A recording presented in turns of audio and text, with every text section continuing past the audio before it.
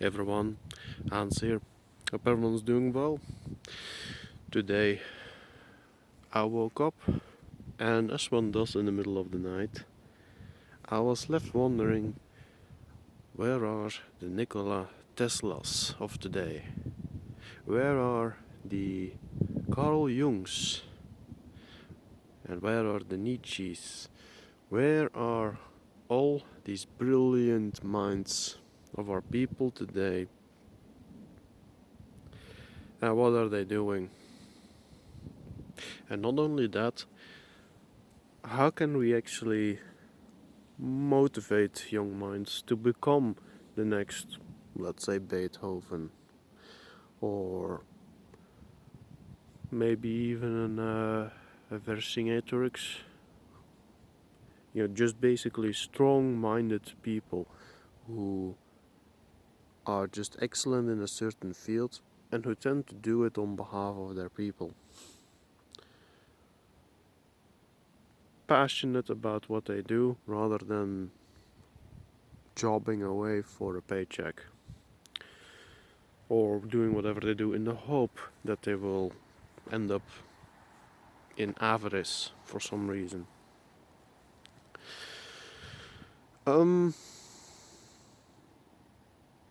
I think I'm just gonna share some thoughts on that for, let's call it the Yulegift for the young.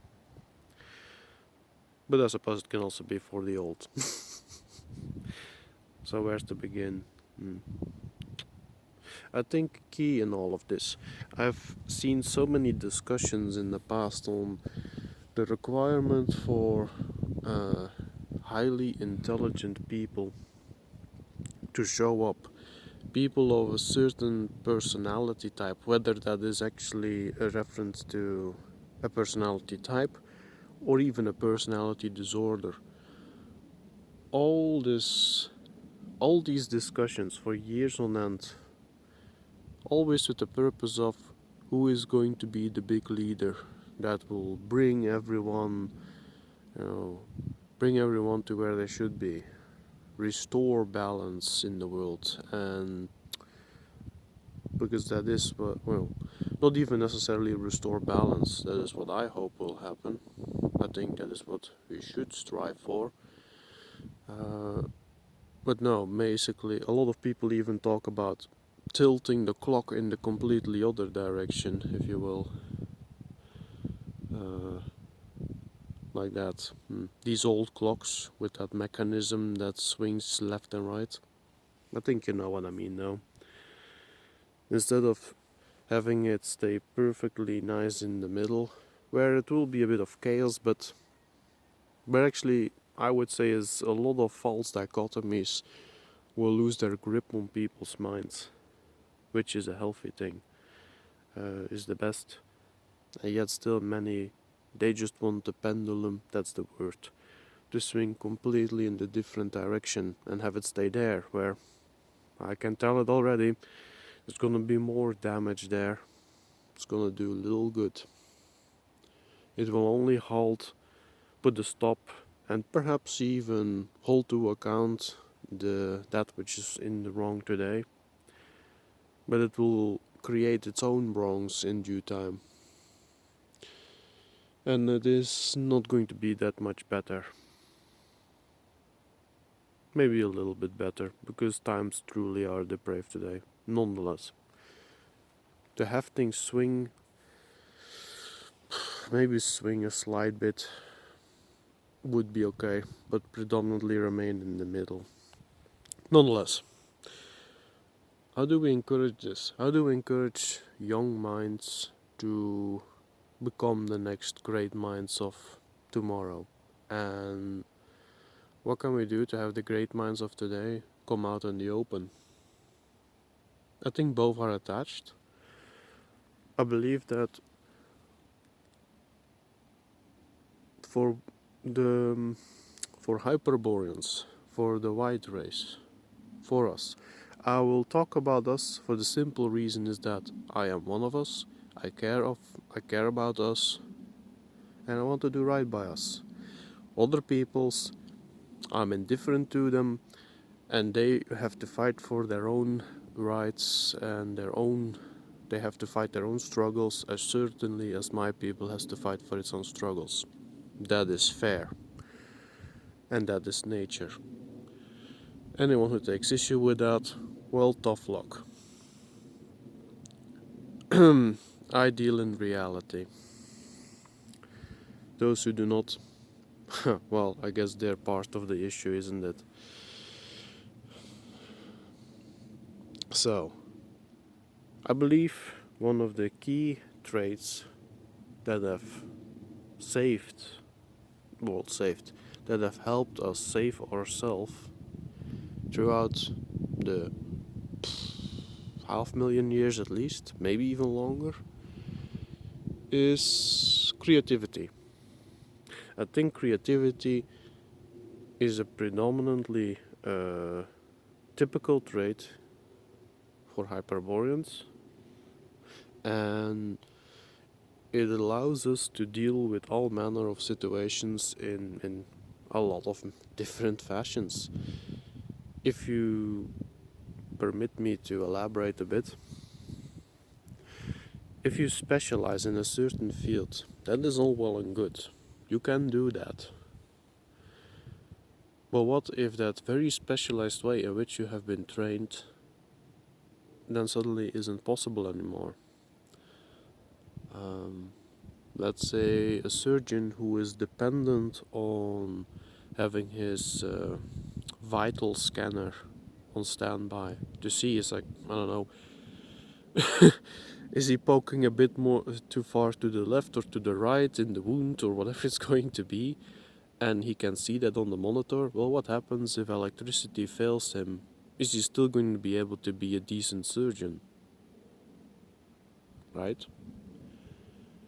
I think that's a quite gripping example to many, especially those who've had family members that have been hospitalized.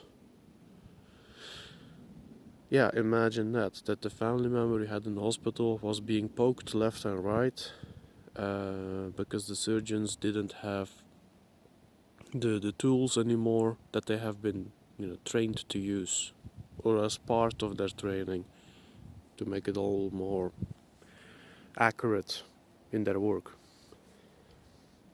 Does that make sense? Rather than a creative surgeon who, he can use the monitor, but he also has, like 50 different methods of going about it too.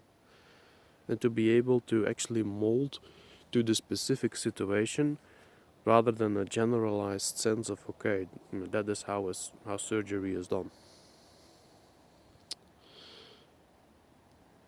So to inspire that in our young, in whichever field they are good at, and you tend to be able to tell at an early age what they are interested in.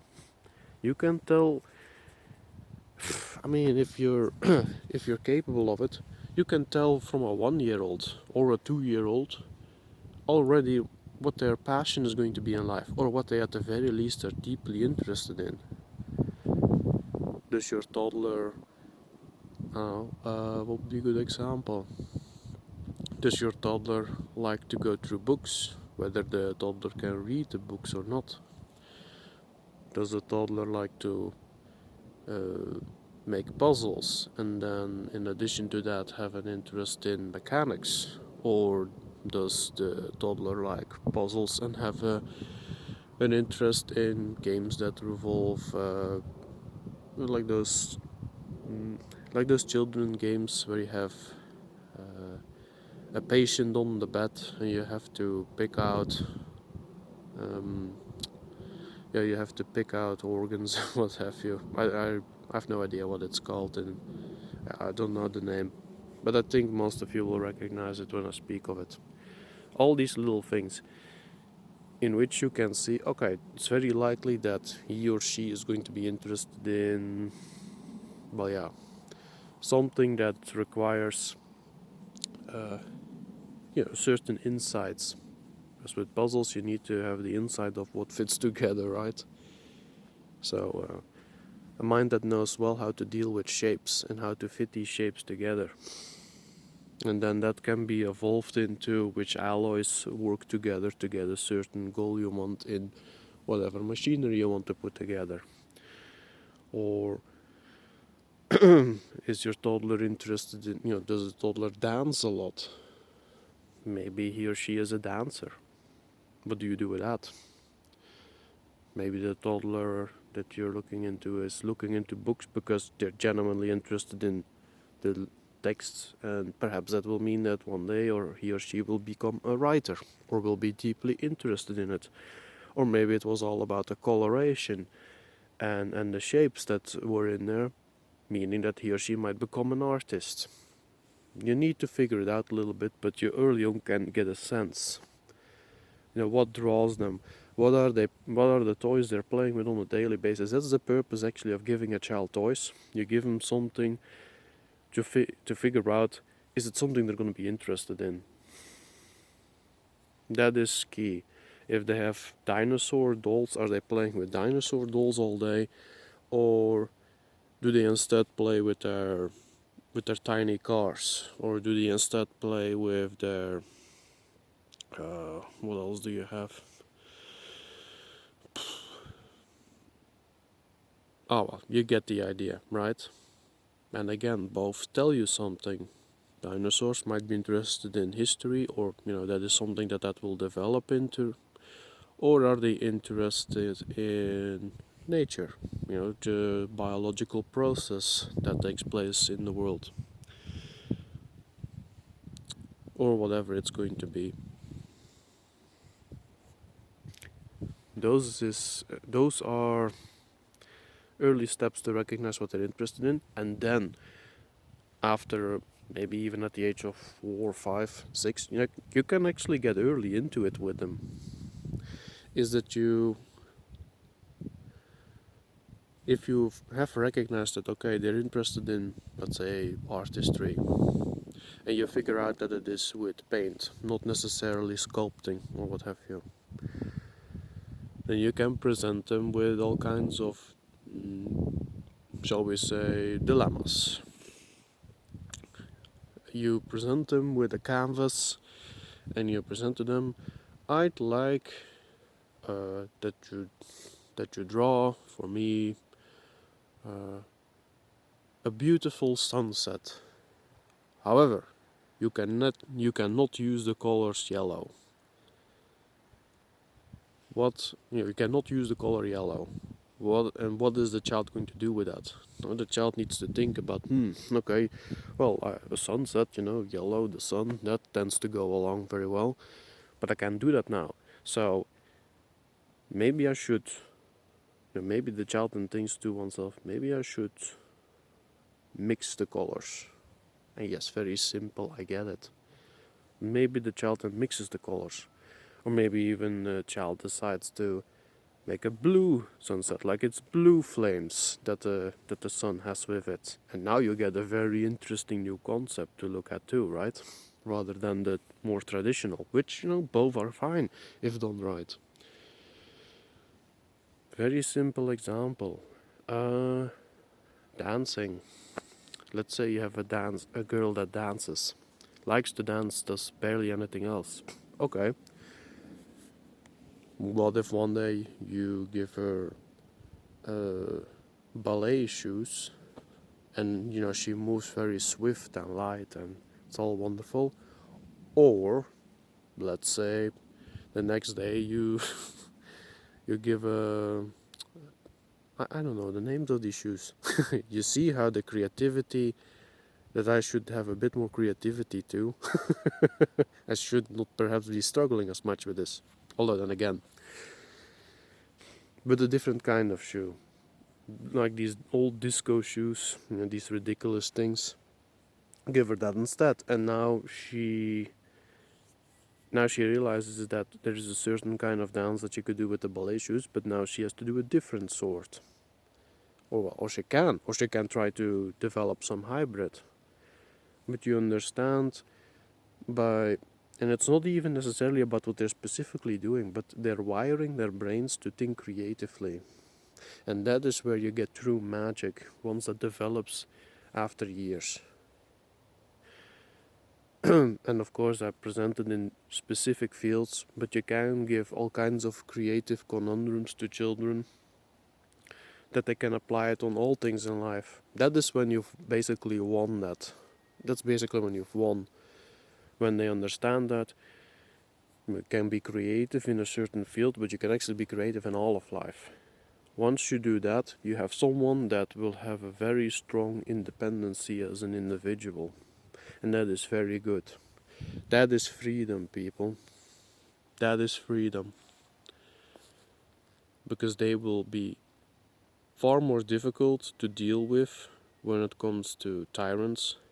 Tyrants want people who can barely think for themselves at all, who just do the menial tasks to keep the system going that these tyrants run. The artificial hierarchy, keep it intact, which is done by docile, domesticated people. However, creative people that whose very presence, carries a fresh air with it wherever they go. That is something that is typical for those who will wrench themselves out of the artificial. And actually, I would say, it's not that they cannot choose to be part of an artificial hierarchy. They certainly still can do so. Maybe even for the very purpose that it is so limited, is that they would be absolutely brilliant compared to everyone around them. But those would be the ones who choose the easy path, which is also something I believe to warn children against, that if you want to self-improve, you're always going to have to challenge yourself to some degree. And self-improvement is always good, because that frees you even more. I think attached to that is always encourage yourself as well, by the way, but also your children, to say that you will never know it all. Every day is an opportunity to learn something new, to do something better, or at the very least try. Until 3 days after you've passed on, I suppose. And then you can rest. Is there something else I can share?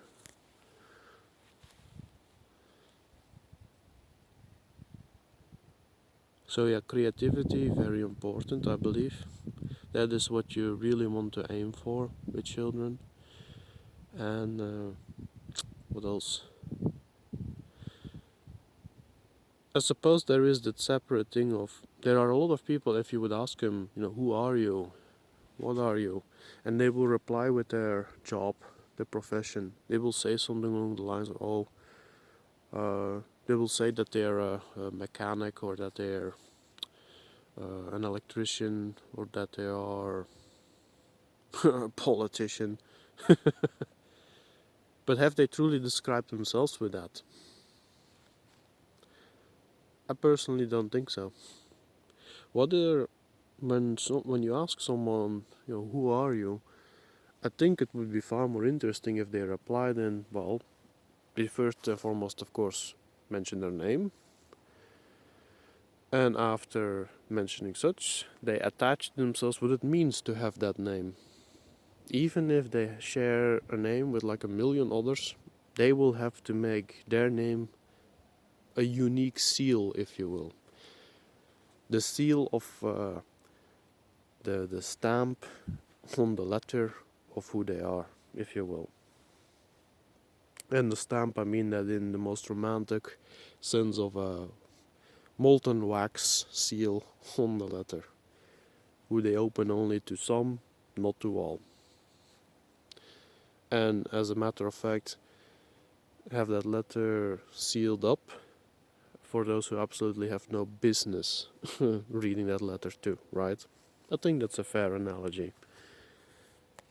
Typically, those in artificial hierarchies, those on the top of that, they're very fond of opening letters and breaking seals. Definitely breaking seals, right? Stealing identity. Yeah, and as they don't mention their name, they might say, They're Arthur Morgan. They're Arthur Morgan, and to be Arthur Morgan means to be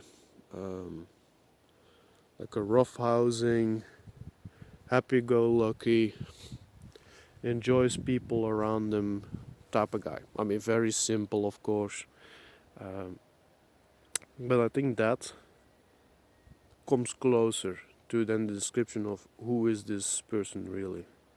You know, enjoys honesty and openness, like and true honesty and openness, not this false veneer of it, but just really you just be a man's man and say your mind. And enjoying other men who do the same thing, that sort of stuff. And then you get a better sense of who someone truly is. And that makes it for everyone involved easier if everyone would talk to that to make better connections. Then you don't need to, like, it would actually resolve a lot of this dating culture nonsense too. Where, a boy and a girl meet and they say to each other who they are in that sense. And then they can already have that early sense of, okay, let's see if we can work with that or not. Very simple and a lot of time saved. A lot of broken hearts prevented. But yeah. And it is, I think also, to raise children, do not bind themselves to any ideologies, any organizations at all. Partake with them if there is something they want to achieve that you think is perhaps noble, worthwhile, whatever it's going to be. However, never identify with it. That sounds perhaps a bit strange, and you can take pride in being part of an organization, but do not make it part of your identity, because that is a collective entity you're speaking of. But if you're speaking about the individual, you need to remain your own. It sounds perhaps a bit awkward to some, but those are separate things that can work together, like they can mold together. It's actually such a ridiculous dichotomy that to me it's silly to even talk about it, because it's so damn obvious that you have your individuals who work together with others. Now it's a collective. Then they at some point stop working with that collective. Now they're back to individual. But they're actually both at the same time anyways. It is, I think, invented, a dichotomy invented by clever, very cunning, very less than noble, basically ignoble people, to keep people distracted. Have discussions over things that shouldn't be discussed about because it's just a natural process of things. And who cares at the end of the day? So long as you maintain your own integrity. I think that's the key word in all of this. Maintain your own integrity. And whether you're part of this or that group, whether that is actually a group you can't deny, which is your family, or a group that is more artificial, as in your local football club, stays in the middle. You are you, have fun with the other people in the life around you, right? Do right with them. What does it matter if you call it collective or individual? Oh well, maybe it's important, maybe not. I have difficulty finding the importance into it. Maybe as more of a realizer, and that's it. There is you, there's the group. You're usually part of, you're usually both. Or, you're one and part of the other at the same time. Running out of time, and I have so much else to say. Oh boy. The resting season is giving me a lot of inspiration, it seems. Last video also kept on going. Is there something else that I can bring up that I'll still have time to talk about before my timer runs out for this one.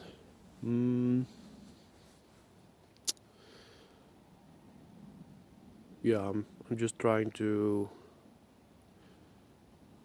see if I can crop it short. Trying to figure it out, so bear with me for a moment.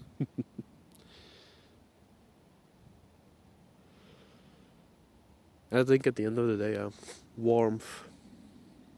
Be warm to the next generation. Make them understand they are loved. And love begets love. At least in a healthy environment it does. How do they call it again in Anglo-Saxon? Liefde? Liefde?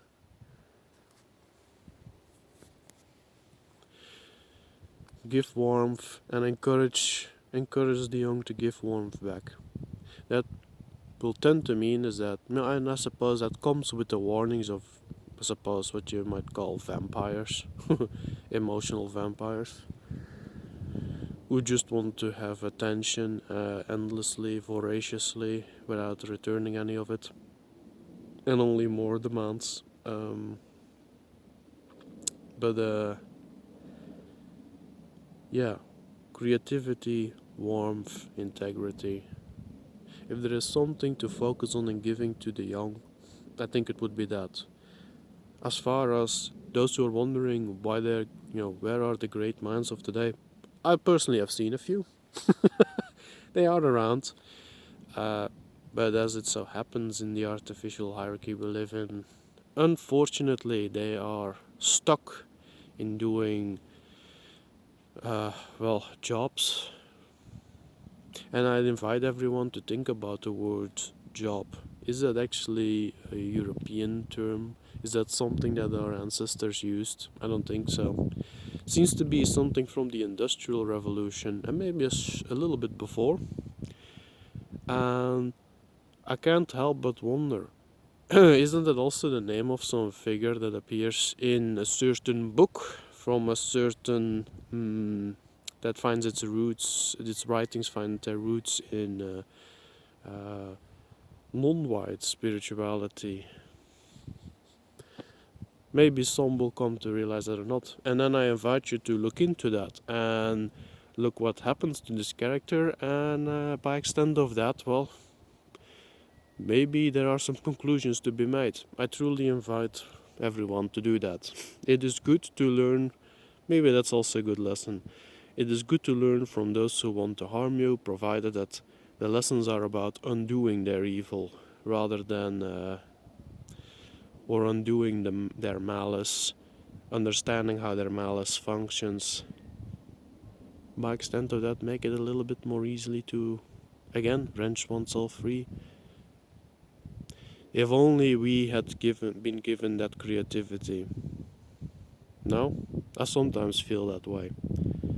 If only I had been raised to be creative and not been forced to spend most of my youth behind a little desk together with a bunch of other children I barely knew that I was forced with in the same room, even though I did so for years with them, and you still barely have a clue where they live, what their lives are like, etc., etc.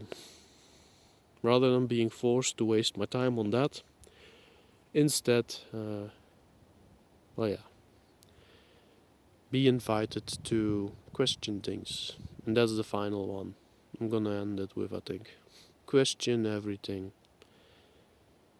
Once you've figured out yourself, once you have accumulated that integrity on top of it and the creativity required to get through life, being able to question everything from your perspective. And I suppose questioning that is, again, also where you can figure out